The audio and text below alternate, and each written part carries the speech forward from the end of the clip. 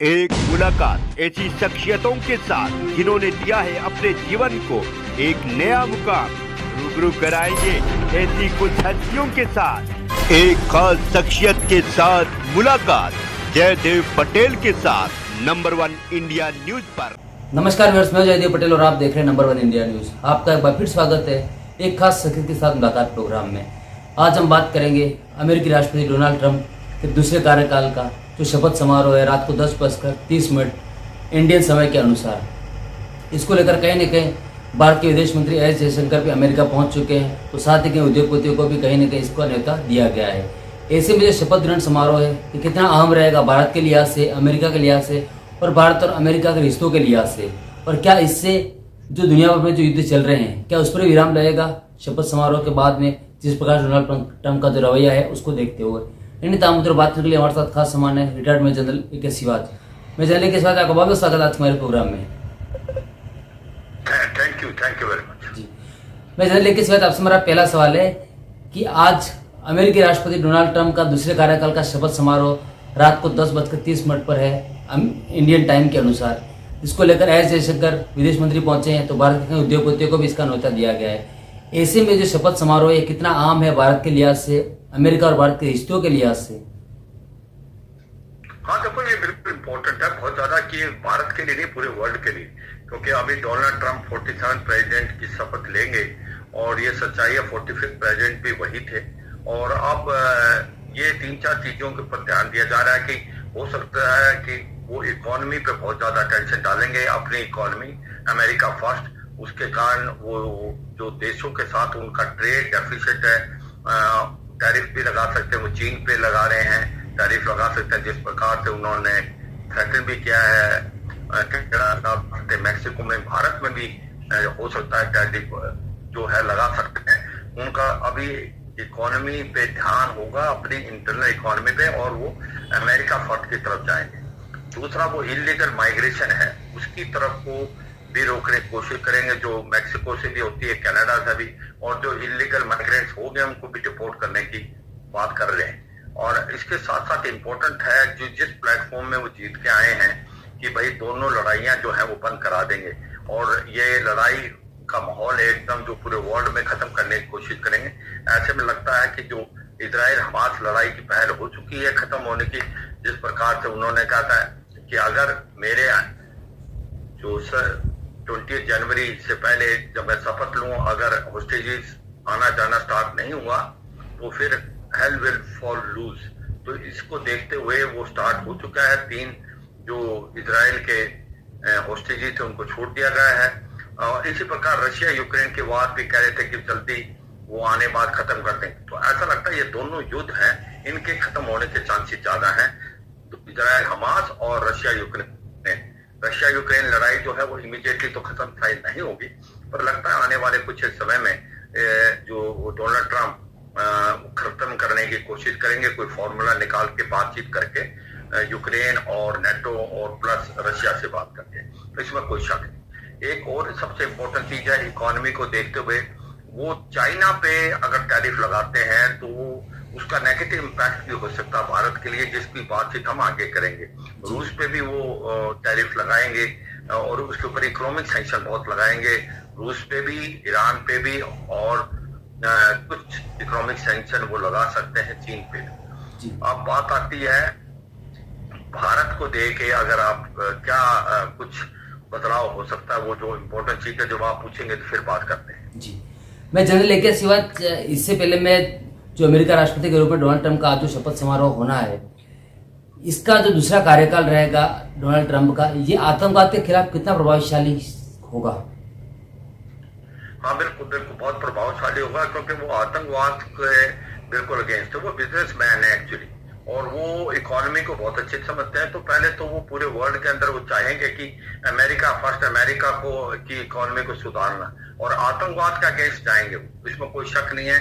अगर कहीं भी आतंकवाद वर्ल्ड में पैदा होता है जो इम्पैक्ट कर सकता है यूएस को, ये ध्यान रखने वाली बात है। जैसे तहरीक तालिबान पाकिस्तान में है, या लश्कर तोबा जैसे मोहम्मद जैसे आतंकवादी भारत में भेजता पाकिस्तान, उन पे इतना उसका ज्यादा झुकाव नहीं होगा। उनका होगा इस्लामिक स्टेट, अल कायदा, जिनकी रीच जो है अमेरिका तक है, ये चीज का ध्यान देना। अभी इससे पहले जो बात कर रहे थे कि भारत के लिए क्या इफेक्ट हो सकता है, देखो 2000 के बाद भारत और अमेरिका के रिलेशनशिप में अपस्विंग आया है और एक बाईपार्टीजन अंडरस्टैंडिंग है। वहां पर अगर रिपब्लिकन आए हैं या डेमोक्रेट्स आए हैं, उससे कोई फर्क नहीं पड़ा है, दोनों में ही भारत के रिलेशनशिप बढ़ते गए हैं।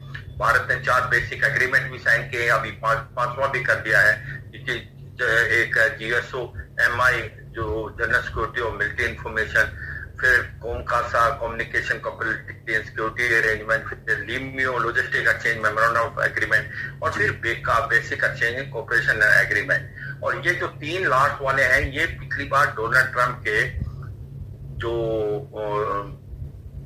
ये प्रेसिडेंट थे उस टाइम हुए, 2016 से लेके 20। इसका मतलब इतना मिलाप है भारत का कि आज हम रियल टाइम इंटेलिजेंस शेयर कर सकते हैं, हम एक दूसरे के पोर्ट का इस्तेमाल कर सकते हैं अपनी शिप्स को रिपेयर एंड रिफिट के लिए। उसके बाद क्रिटिकल टेक्नोलॉजी भी अब अमेरिका भारत को दे सकता है। तो ये सच्चाई है, भारत और अमेरिका के जो रिलेशनशिप है बहुत अपस्विंग आया हुआ है इसमें, और वो मेरे को लगता है आगे बढ़ेंगे। जिस प्रकार से जो पहले हथियार भारत को नहीं देता था, अब वो भारत को देता भी है और जॉइंट प्रोटेक्शन भी है। M777 अल्ट्रा लाइट हाउजर जो थी, जिसको अमेरिका बनाता था, उसको अभी भारत में महिंद्रा डिफेंस पड़ता है। अब इंजन G404 और G414 की हो रही है, जो कि जनरल इलेक्ट्रिकल बनाता है अमेरिका में, वो उसके अब जॉइंट प्रोटेक्शन होगी भारत के HAL के साथ। तो ये सच्चाई है कि क्रिटिकल टेक्नोलॉजी भारत को देगा और देता रहेगा, और इसके अंदर अपस्विंग आएगा। जैसे मैंने बताया, भारत और अमेरिका अब जो कॉम्प्रिहेंसिव स्ट्रेटेजिक पार्टनरशिप है, क्योंकि अमेरिका को भारत की बहुत जरूरत है चीन के को लेके, क्योंकि अगर चीन को बैलेंस आउट करना है इस साउथ एशिया में और इंडो पैसिफिक में, उसको भारत बहुत जरूरी है कि भारत स्ट्रॉन्ग बने। तो ऐसे में मुझे लगता है दोनों के ये एक प्रकार फेवर में है कि रिलेशनशिप बढ़ेंगे और मिलिट्री भी बहुत बढ़ेंगे। क्वाड में और भी तरक्की आएगी। जिस प्रकार से अभी जो 4 फॉरेन मिनिस्टर गए हुए हैं, वो क्वाड के भी हैं, जिसके अंदर डॉक्टर जयशंकर भी हैं, जापान के भी फॉरेन मिनिस्टर गए, ऑस्ट्रेलिया के भी गए, और अमेरिका के जो नए फॉरेन मिनिस्टर होंगे उनके साथ मिलकर ये क्वाड की मीटिंग भी बात करेंगे, क्योंकि आने वाले समय में क्वाड की प्रेसिडेंसी भारत को है, और अगली मीटिंग जो क्वाड के जो अगले इस साल कुछ एक महीनों में के बाद भारत में होगी, जिसमें डोनाल्ड ट्रंप भी आएंगे। तो ये सच्चाई है कि भारत और अमेरिका के जो रिलेशनशिप है उसके अंदर अपस्विंग आएगा हर तरफ से, और क्योंकि दोनों के जो इंटरेस्ट बहुत काफी मिलते हैं। इकोनॉमी में कुछ एक हो सकता है, मगर मुझे लगता है बातचीत करके उसका भी समाधान निकलेगा आपस में। मगर ओवरऑल भारत के लिए एक अच्छी बात है कि डोनाल्ड ट्रंप आएगा और रिलेशनशिप में और भी इंप्रूवमेंट होगा, जो होता जा रहा है 2000 के बाद। जी, मैं जहाँ लेके इस वक्त आपसे मेरा एक आखिरी सवाल है कि जिस प्रकार से दुनिया भर में आज हम युद्ध देख रहे हैं, तो क्या डोनाल्ड ट्रंप के दूसरे कार्यकाल में शपथ के बाद में क्या उसमें कुछ बड़ा बदलाव आएगा? युद्ध रुकेंगे या फिर और ज्यादा कहने के अग्रेसिव होंगे? देखो, युद्ध मुझे लगता है वो रुकवाएंगे, क्योंकि उनको युद्ध में कोई फायदा नहीं नजर आता। वो बिजनेसमैन, जैसे मैंने बताया, वो चाहेंगे कि उसकी अपनी इकोनॉमी वर्ल्ड की बनाए। हाँ, ये भी बात सच है कि जो बार बार होता है कि अमेरिका चाहता है युद्ध हो, क्योंकि उसकी इंडस्ट्रियल मिलिट्री कॉम्प्लेक्स चलती है।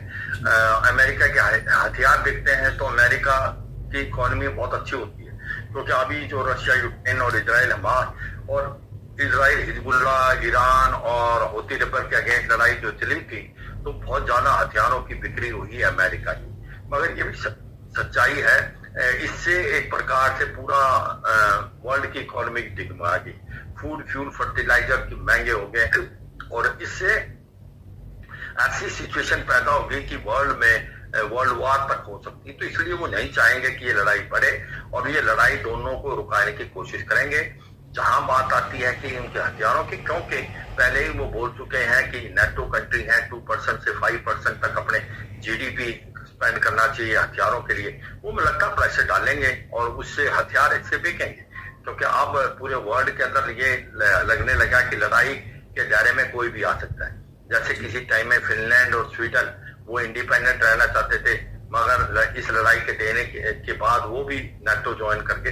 तो ये सच्चाई है कि डोनाल्ड ट्रंप लड़ाई के पक्ष में नहीं है, वो लड़ाइयों को बंद कराएंगे, मगर वो उनकी इंडस्ट्रियल मिलिट्री कॉम्प्लेक्स चलेगी, क्योंकि वो प्रेशर डालेंगे नाटो कंट्री पे और बाकियों पे, वो हथियार खरीदेंगे, उनके हथियार बिकते रहेंगे।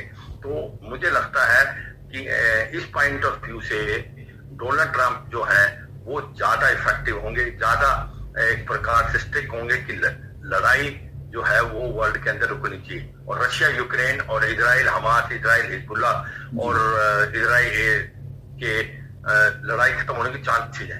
मगर हाँ, ये भी सच है, अगर ये लड़ाई चलती है और लड़ाई रुकने का नाम नहीं लेती इजराइल हमास की, तो फिर ये इजराइल को छूट देंगे, इसमें कोई शक नहीं। क्योंकि ये इजराइल जब थे प्रेसिडेंट, तो इन्होंने इजराइल की जो अपनी एम्बेसी इजराइल के अंदर वो टेल अवीव से जेरूसलम की थी, तो वो करेंगे। हाँ, ये सच्चाई है, ये हो सकता है कि रशिया को तो ये लड़ाई बंद हो जाएगी, रशिया यूक्रेन की लड़ाई, पर रशिया पे वैसे वो इकोनॉमिक सैंक्शन लगाएंगे। मगर जब बात आती ईरान की, ऐसा लगता है कि हो सकता है इजराइल के साथ मिलकर कहीं ईरान के जो न्यूक्लियर फैसिलिटी है उसको बर्बाद करने की कोशिश हो सकती है। ये एक बहुत बड़ा क्वेश्चन मार्क है, और वो चाहेंगे कि ईरान के पास न्यूक्लियर हथियार की जो काबिलियत ना आए, क्योंकि अगर वो न्यूक्लियर वारफेयर लेता है तो फिर ये पूरे वेस्ट एशिया में पूरा का पूरा सिनेरियो चेंज हो जाएगा। तो ये सच्चाई है, ओवरऑल वो चाहेंगे लड़ाइयां बंद हो, मगर ईरान को लेके उनका नजरिया कुछ अलग होगा। और इजराइल को वो छूट देंगे पूरी, इजराइल को हथियार भी देंगे, छूट भी देंगे बाइडेन के बनस्पत। जी, मैं जानने के बाद आपने हमारे लिए समय निकाला और महत्वपूर्ण जानकारी हमारे साथ साझा करी, उसके लिए आपका बहुत बहुत धन्यवाद। चलो, थैंक यू वेरी मच जय जय।